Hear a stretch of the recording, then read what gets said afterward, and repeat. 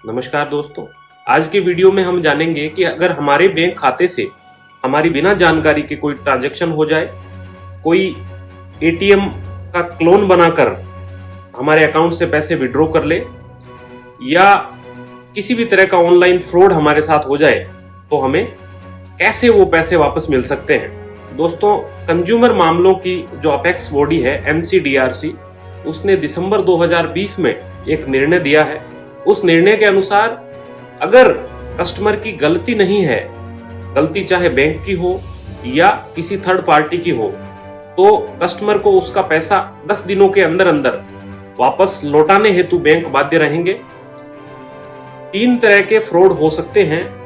एक तो ऐसा फ्रॉड जिसमें कस्टमर की गलती हो, जैसे कि किसी को OTP बता दिया, जैसे कि बहुत से कॉल इस तरह के आते हैं कि एटीएम की जानकारी, खाते की जानकारी या कोई लिंक भेज करके उस पर क्लिक करने के बाद उस पर इंफॉर्मेशन, जो भी KYC की इंफॉर्मेशन होती है, वो जो फ्रॉडस्टर्स हैं वो निकलवा लेते हैं। ऐसे मामलों में कस्टमर की गलती मानी जाएगी और बैंक कुछ भी रिफंड आपको नहीं करेगा।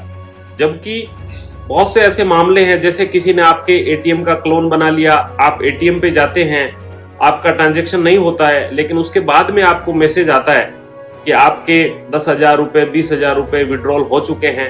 ऐसे मामलों में गलती बैंक की है, बैंक के सिस्टम की है या थर्ड पार्टी की है।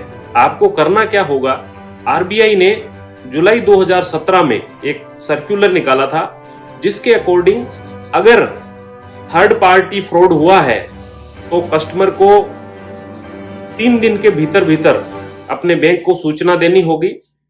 ऐसा करने पर बैंक 10 दिन के अंदर अंदर कस्टमर का पूरा पैसा लौटाएगा। ये सूचना कैसे आप दे सकते हैं? जब भी कोई ट्रांजैक्शन होता है तो बैंक आपको एक SMS भेजता है। उस SMS में ये लिखा होता है कि अगर आपने ये ट्रांजैक्शन नहीं किया है तो आप इस नंबर पर इस SMS को फॉरवर्ड कर सकते हैं, या एक टोल फ्री नंबर दिया होता है, उस नंबर पे आप कंप्लेन करवा सकते हैं। इसके अलावा आप ऑनलाइन बैंकिंग के द्वारा अपनी जो ग्रीवेंसेज हैं या कंप्लेंट्स हैं वो रजिस्टर करवा सकते हैं, वेबसाइट पे ईमेल कर सकते हैं, या अपना जो होम ब्रांच है उसमें जाकर के रिटर्न में आप इन्फॉर्म कर सकते हैं। अगर ये सूचना आपने 3 वर्किंग डेज में, घटना होने के बाद 3 वर्किंग डेज में, जिसमें कि संडे या कोई भी हॉलिडे है वो एक्सक्लूड होंगे, उसमें अगर बैंक को सूचना दे दी है तो बैंक 100% लायबल रहेगा और आपका पूरा पैसा आपके पास 10 दिन में वापस आएगा। इसके अलावा अगर कोई इस तरह का फ्रॉड होता है जिसमें थर्ड पार्टी इन्वॉल्व नहीं है, आपकी भी गलती नहीं है, बल्कि बैंक की सेवा में कमी मानी जाएगी, जैसे कि आप एटीएम पे गए, आपने विड्रॉल करने की कोशिश की, आपका पैसा नहीं निकला और ट्रांजैक्शन फेलियर की स्लिप आ गई, उसके बाद अगर पैसा निकल जाता है तो वो बैंक की सेवा में डिफेक्ट होगा, नेग्लिजेंस होगा। उसके लिए आप कभी भी बैंक को सूचना दे सकते हैं और अपना पैसा वापस ले सकते हैं। अगर आपने सूचना देने में देरी करी तो 4 से 7 दिन तक आपको दूसरा मौका मिलेगा।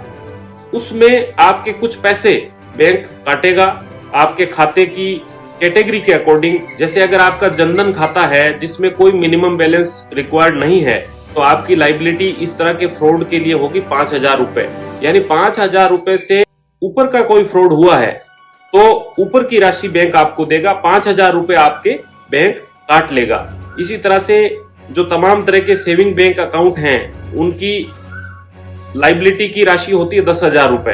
अगर 10,000 रुपए से ऊपर का फ्रॉड हुआ है तो बैंक आपको ऊपर की राशि का डिफरेंस अमाउंट का भुगतान करने के लिए बाध्य है, बशर्ते आप 4 से 7 दिन के अंदर अंदर इसकी रिपोर्टिंग करें। अगर आप 7 दिन के बाद रिपोर्ट करते हैं तो ये डिपेंड करता है बैंक, जिस बैंक में आपका खाता है उसकी क्या पॉलिसी है, उसके अकॉर्डिंग आपकी इस शिकायत का निस्तारण किया जाएगा। एक और मजेदार बात इस मामले में यह है कि कोर्ट ये मान के चलेगा कि इस तरह के फ्रॉड में कस्टमर की कोई गलती नहीं है। कस्टमर की कोई गलती है, जैसे कि उसने OTP शेयर किया है या उसने किसी को खाते की डिटेल्स बताई हैं, तो ये साबित करने का काम कोर्ट का है।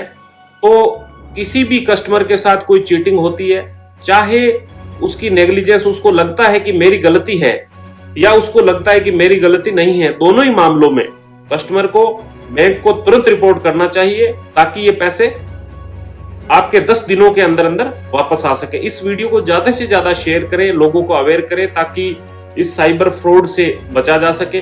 धन्यवाद।